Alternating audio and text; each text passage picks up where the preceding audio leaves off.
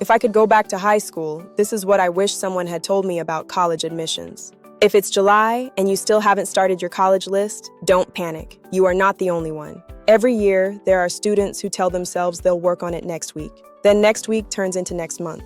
Before they know it, school starts, classes get busy, activities begin, and college applications sit on the back burner. Many students procrastinate because building a college list feels overwhelming. There are thousands of colleges. Everyone has opinions, parents have ideas, friends have ideas, social media has ideas. And sometimes students are afraid they'll choose the wrong schools. So instead of making a decision, they make no decision at all. That's why I want to make this simple. You do not need a perfect college list right now. You just need a starting point. One of the easiest ways to build a balanced college list is by using something called reach, match, and safety schools. Let's break that down. A reach school is a college where admission may be more competitive based on your academic profile. However, a real reach school is a school whose acceptance rate is less than 30%. That doesn't mean you shouldn't apply. It just means an acceptance isn't guaranteed because it is highly competitive. A match school is one where your grades, coursework, and overall profile align pretty well with the students it typically admits. The acceptance rate typically falls between 30% and 70%.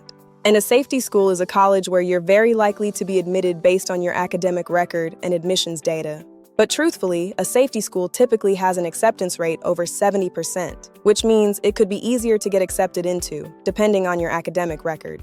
Notice something important. I didn't say good schools and bad schools. That's because all three categories are important. One of the biggest mistakes students make is creating a list with only reach schools because they fall in love with big-name universities. Another mistake is only applying to one college and hoping for the best. Neither approach gives you many options. What you want is balance. Here's a simple framework.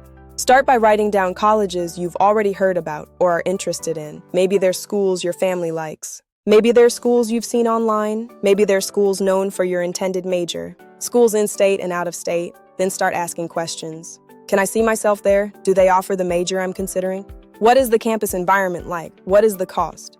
Would I be happy attending if I got accepted? What are my non-negotiables? As you research, begin sorting schools into reach, match, and safety categories based on their acceptance rate.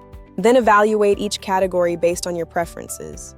You don't need 20 colleges on your list today. You don't even need 10. Just start. However, it is best to start with a large list and then go through a process of elimination. The goal for July isn't to finalize everything. The goal is to stop staring at a blank page or procrastinating. Because once you have a starting point, you can refine your list throughout the summer and into the fall.